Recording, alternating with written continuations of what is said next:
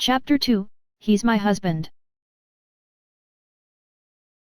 It already sucked to not be able to join the Dragon Division, and his physical stats and capabilities also significantly declined, to the point of below normal soldiers.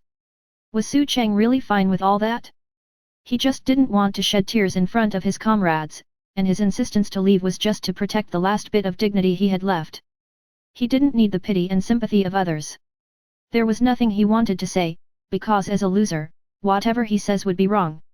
Reality was cruel, and the only option that laid before him was to recover in peace and make his return when he gets back to A level. After returning to Shangcheng, Su Cheng went out to a club to get drunk at night. The crowd on the dance floor was swinging and dancing to the chaotic electronic beat, but Su Cheng was immersed in his own emotions. Sitting by the bar, he took shot after shot, and it wasn't long before a gorgeously dressed woman came up to him and flirted, "Not going to buy me a drink?" Su Cheng pretended to be deaf. This woman took a closer look at his muscular 6'3" tall body. On top of the sexy lines that even clothes weren't able to cover up, the sharp and firm look from his eyes gave off an even manlier feeling. Women at nightclubs loved this type of mature and strong man the most. Only insecure women would try to look for an emotional harbor in such a place, and this woman was clearly attracted by Su Cheng. "Give him a glass of whiskey, it's on me," said the woman as she gestured to the bartender. When the whiskey was placed onto the table, the woman seemed to slip a pill into the drink and smiled at Su Cheng, "Then I will buy you a drink. Although I'm a bit drunk, my brain can still function." Su Cheng sneered at her actions and yelled, "Get lost." Unwilling to invite more humiliation onto herself, the woman snorted and walked away. After consecutively taking a couple more shots, many unhappy emotions were gradually forgotten under the influence of alcohol, and his consciousness also slowly faded. When the bar was about to close, the bartender came over and lightly shoved him, Sir, wake up." His head was against the table, and the batch of empty bottles in front of him was enough to give away the fact that he could not be drunker. The bartender couldn't wake him up no matter what, so with no better options, he asked 2 staff members to help hold him as he searched for a phone on his body. Unlocking it with the drunk man's finger, he got to the contact list. It was pretty vacant, as only a few people were saved. The first number to appear was one labeled as wife, and the bartender dialed it immediately. The phone rang for a while, but no one picked up. The bartender dialed again, and after a long wait, someone finally answered. A very ethereal and beautiful woman's voice answered. Although the tone was quite cold, her voice was really soft and soothing. "Hello." The bartender was dazed for a second, but then he quickly asked, "Hello, are you the wife of this number's owner?" "So, what happened is, this gentleman got drunk in our bar, and we couldn't wake him up." The other end of the line became silent for a moment. "You got the wrong number," the voice spoke again. "But," the bartender took another look at the contact name and number and continued, "but this gentleman did save this number as wife. Anyways, I'm sorry for the inconvenience, maybe there's been a mistake." Huaxia Entertainment Company. The beautiful woman at the company's annual cocktail party was wearing a beautiful long dress, and her wavy hair perfectly complemented her. Her name was Lin Chuxiu, and she was recognized as the national goddess, both intelligent and gorgeous. Since her debut, that beautiful face of hers, which could pull the heartstrings of everyone in the country, gave her a big boost in attracting fans.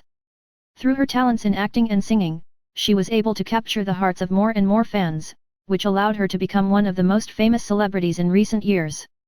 Coming from a mixed family of English and Chinese, another layer of mystery and nobility shrouded over her identity, and she was called the Blue-Eyed Princess by her fans. Despite her foreign nationality, she chose to develop her career in Huaxia. Originally, she was indifferent towards Su Cheng's call, but hearing the last few words of the bartender, she sighed. Just before the bartender was about to hang up, she opened her mouth again and asked coldly, "Where's your bar?"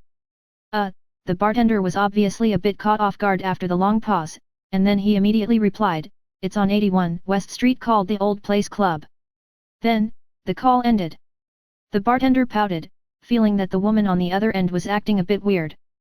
After hanging up, Lin Chuxiu hesitated for a bit, and then she said to her assistant who was clinking glasses and entertaining guests in the corner, "Get the car, and come to a place with me."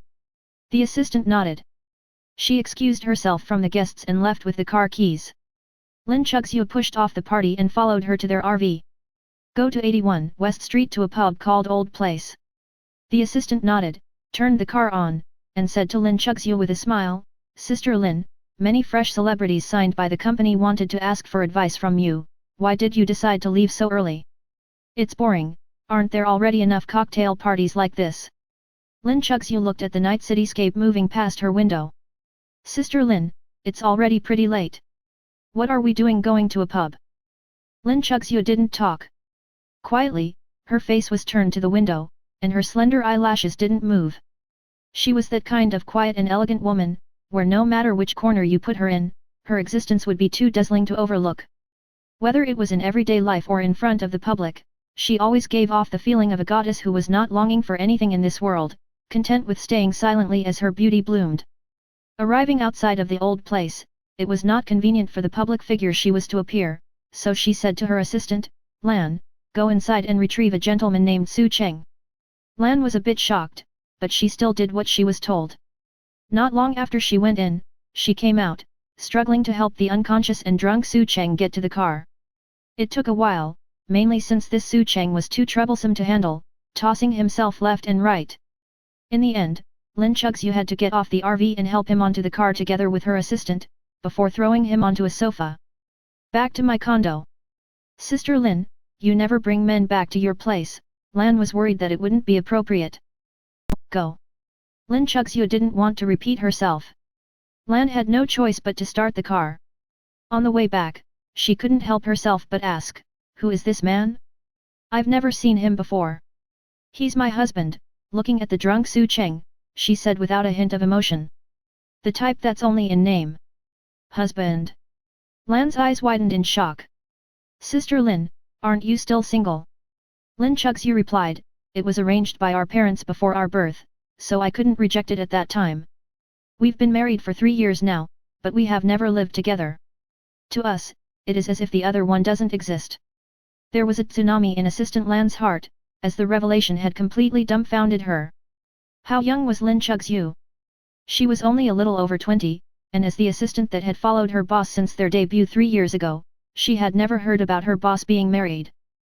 If this piece of news was to leak out to the media and the fans, wouldn't they be heartbroken, and wouldn't her career be over? In the entertainment industry, especially actresses, youth was an important driving factor in popularity, and many celebrities were most afraid that they would marry too early and then lose popularity. As her assistant, Lan was very concerned. Lin Chuxu knew what her assistant was worried about, and she said, it's okay, we kept the secret from the public for 3 years already, so we shouldn't have a problem hiding it for any longer. If the public does find out, then there's nothing we can do. We did register already, although it's only nominal.